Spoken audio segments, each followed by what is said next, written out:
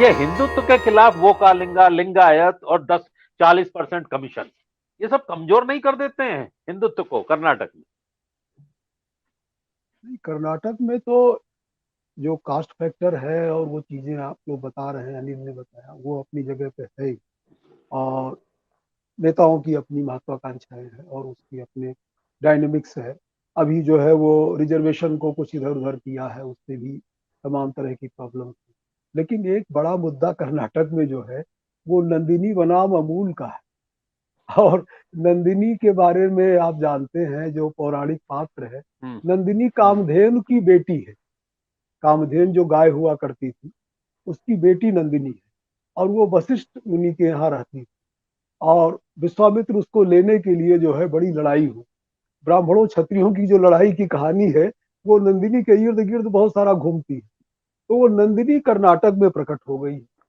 और नंदिनी बनाम अमूल का जो मामला है वो परेशान कर रहा है। गुज, और गुजरात बनाम भारतीय कर्नाटक भी है। जी। हाँ हाँ, नहीं गुजरात नहीं, ये जो हिंदुत्व का मामला जो है, जो अमूल के साथ ऐड कर दिया गया।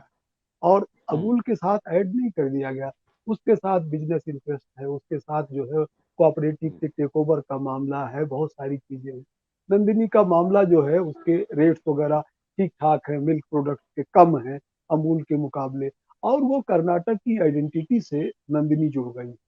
तो कई बार वशिष्ठ मुनि के पर कई बार हमला किया विश्वामित्र जी ने। वो जो है हम्म। वो मतलब वो जीत नहीं पाए। उन्होंने कहा था कि जो है कि ये क्यों नहीं मैं जीत पा रहा हूँ, तो उन्होंने कहा राजदंड है उनके पास में। तो ये जो पौराणिक कथा है, ये कहीं कर्नाटक में रिपीट न हो जाए जो है, तो फिर मुश्किल हो जाएगा। ये जो विश्वामित्र जी मार के जो है बिल्कुल। अमूल का डंडा लिए हुए कर्नाटक में हम्म। अपना भाज रहे हैं, तो वो एक, हम्म। और वो एक regional versus national take over का जो मामला है। और जो जी। पूरी इकोनॉमी को एक तरह से, मैं तो इसको दूसरे तरह से कहता हूँ, अनिल ने सच्चिदानंद सिन्हा की वो किताब पढ़ी होगी, इंटरनल कॉलोनी। सतीश केसिंग ने भी पढ़ी होगी, क्योंकि ये तो बिहार के हैं और सच्चिदानंद सिन्हा को जानते होंगे। और उनकी बड़ी बिल्कुल। पावरफुल थीसिस है कि देयर इज इंटरनल कॉलोनी। एक तो एक्सटर्नल कॉलोनीज थी और कुछ इंटरनल कॉलोनीज भी थी।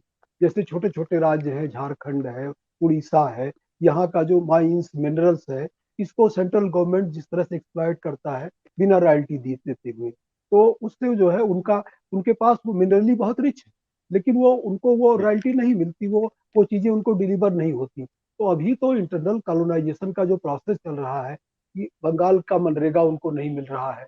और सबसे बड़ा कॉलोनाइजेशन की प्रोसेस गुजरात के जो पूंजीपति हैं और गुजरात के जो पॉलिटिशियन, तो तमाम स्टेट्स को एक तरह से जो है एक इंटरनल कॉलोनी समझने लगे, मुझे ऐसा जी। लगता है। और ये इंटरनल कॉलोनाइजेशन के लिए कर्नाटक जैसा सचेत प्रांत जो है, वो कहीं ना कहीं इसके विरुद्ध एक नंदिनी के बहाने वो अपने को पुटअप कर रहा है, भाषा के बहाने पुटअप जी। कर रहा है। आप जो है वो दही लिखवा रहे थे, अच्छा कन्नड़ हम्म। वालों ने विरोध कर दिया, सारे जो है साउथ के स्टेट्स ने विरोध कर दिया। तमिल तो तमिल जो ने भी विरोध किया, तमिलनाडु ने तमिल भी ने भी काफी विरोध कर तीखा दिया। विरोध किया। हाँ, जी। तो जो रीजनल आइडेंटिटी है, जो हिंदुत्व का जो है वो जगन्नाथ है, वो जिस तरह से पूरे साउथ को जो है एक तरह से उस पर रोड रोलर चलाना चाहता है, मुझे लगता है कि वाइकम सत्याग्रह के 100 साल, डीएमके की स्थापना के 100 साल के मौके पर ये चीजें इतनी आसान नहीं होंगी।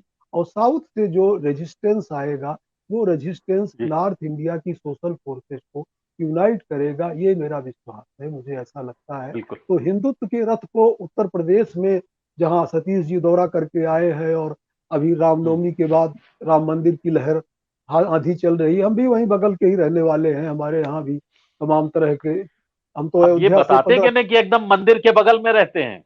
नहीं अयोध्या आप के मंदिर पंद्रह के बगल में ही रहते? हाँ। 20 किलोमीटर दूर हमारे, हम लोग तो अयोध्या साइकिल से जाते रहे, कोई हमारे लिए जो है हवाई जहाज और बस का मामला नहीं होता। तो हम लोग तो पढ़ने लिखने साइकिल से ही जाते थे। तो लेकिन वहां भी जो है वो सपा की प्रेजेंस है, तमाम चीजों की प्रेजेंस है। और जो इकोनॉमिक क्वेश्चन है अमरीश जी, इकोनॉमिक क्वेश्चन जी। बहुत सीरियस है। आपका इन्फ्लेशन है, आपकी ग्रोथ रेट जी। जो है 5 पॉइंट समथिंग पे आ गई है, आज ही खबर छपी हुई है। तो आप G20 का जो डमरू बजा करके इकोनॉमिक ग्रोथ हम्म। करना इतना आसान नहीं है। तो बहुत सारे बिल्कुल। चैलेंजेस हैं।